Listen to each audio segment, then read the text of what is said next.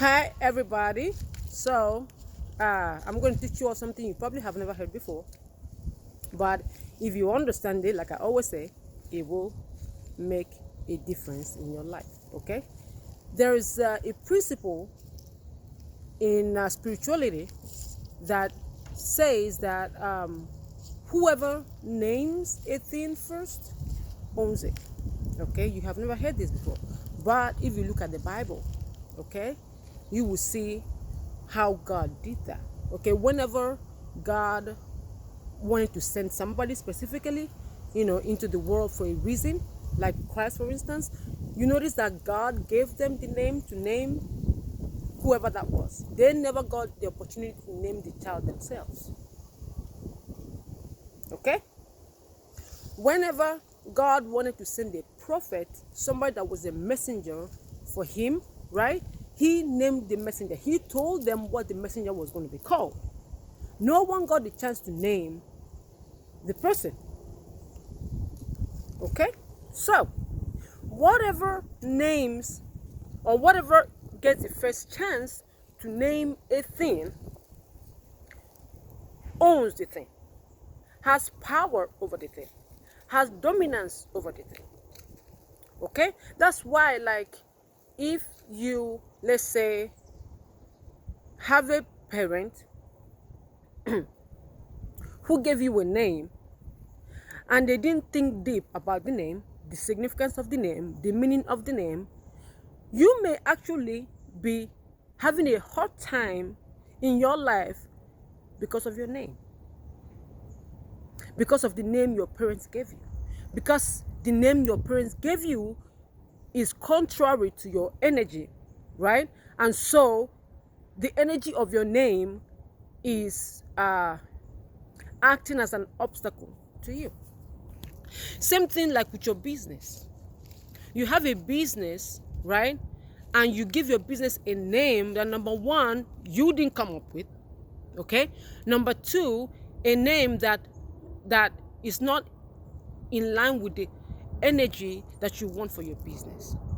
So what is really happening in this scenario is that whoever came up with the name, whoever originally created the name that you borrowed or that you took without putting your energy on that name, is controlling whatever thing that is, whether it's you as a person or the business. I know this is you have never heard this before, but it's true. Whoever names, because you gotta understand that, why do we call words spelling? Why you think spelling, the root word for spelling came from? It came from spell, the witch casting a spell. Words cast a spell, right? So when you cast a spell on your child by naming them, giving them a name that you didn't come up with, a name that you didn't think through, a name that you did not put your own energy on, you actually casted a spell using a word that you didn't come up with, but then allowing whoever came up with the word originally that has their energy on that word to run and control your child, because the name didn't come from you.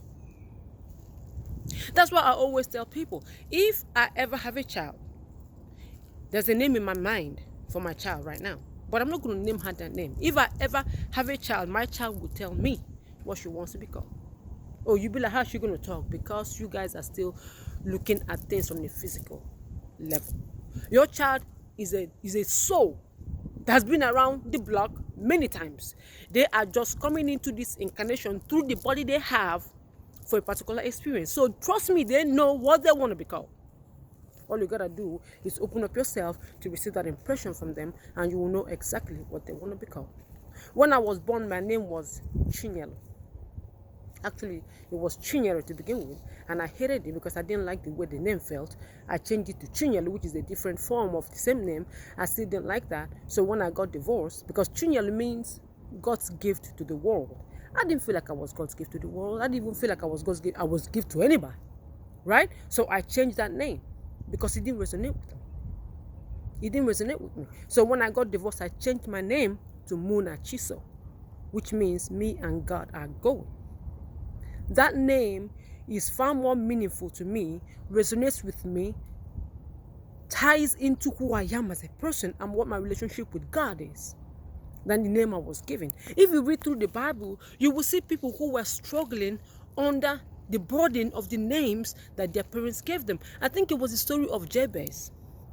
Have you ever heard the story of Jabez? He was given a name that was not that was contrary to his nature and to his spirit. And he was struggling under the burden of the name. You cannot understand that your name has power.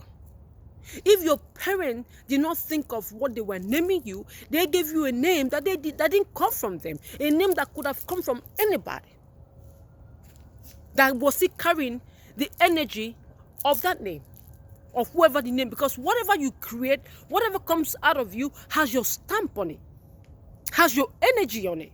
So whoever takes on whatever came from you is taking on your energy. This is some deep shit, I know. But you all need to understand how it works. Okay? Whoever takes on a name that they don't know the origin of, or who gave birth to that name, or where the name came from, you take on that name and you make that name your own. Understand that you're taking on the energy of whoever created that name.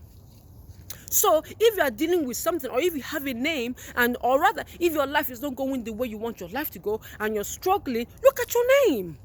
What do you call yourself? What do you call yourself?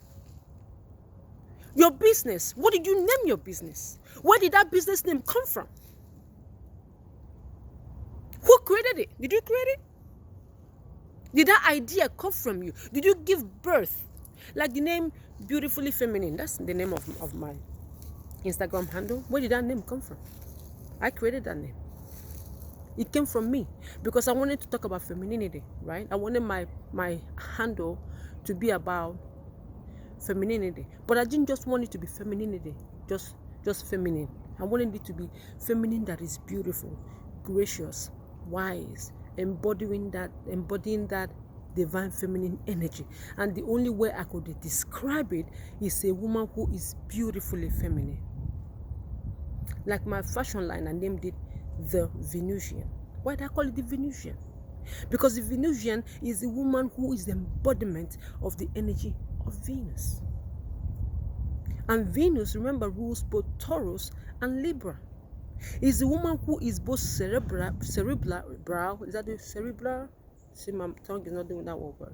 A woman who is intelligent and sensual, Libra and Taurus. A woman who is wise and nurturing, Libra and Taurus. A woman who knows who she is comfortable in her masculinity, but is also comfortable in her femininity, Libra and Taurus. I came up with that.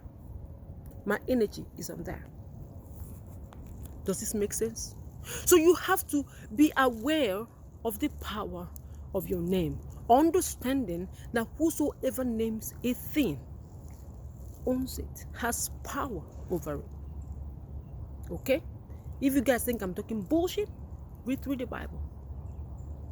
Read through the Bible and see how the people in the know did. Okay? And then look at yourself and look at your name and look at your business and look at everything you've ever given a name and see how their name is impacting them, how the name you were given is impacting you. Trace the root of your name, the root meaning of it, the root word of it. Okay?